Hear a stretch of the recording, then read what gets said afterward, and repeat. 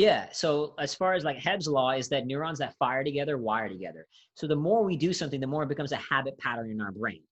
So like when I was drinking, my brain learned to say stress equals alcohol. So at a very simplistic level, that's what happens, right? It's a pattern in the brain that just it automatically happens now without your conscious control. Mm-hmm. So to change it, you have to basically notice the pattern and then consciously step out the pattern.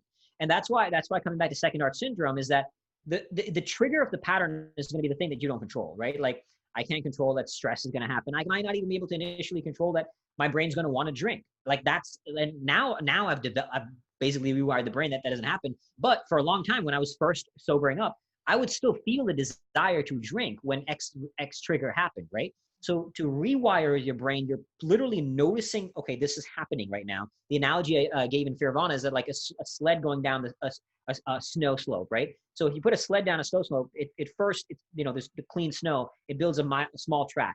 You go down multiple times, put more weight on it, the track gets deeper and deeper and deeper. And so as it gets really deep, now it's hard to move the sled out of that track because it's in the track, right? And the same thing with our brain wiring. The more deeper it ingrained, but in order to do it, you have to kind of metaphorically pick up that sled, move it into a new track.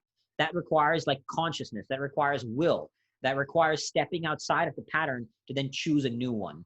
And that's like, you gotta, that's why awareness is so foundational. Otherwise, we're just all living on autopilot. Like I said, most of what happens in our brain, we don't control, but awareness allows you to notice it and then to consciously shift to create new triggers. And there's a lot into behavior change, right? The trigger, Sure. the cue, the routine, the reward. So you understand what are the cues, what are the triggers, what are the rewards you're getting out of it, and then how can you change the routine to still get that reward. So now the reward I got from drinking, right, from like the dopamine rush and all that kind of stuff, now I get through exercise. So you're getting rewards, but you're replacing the reward, the routine that gets you that reward.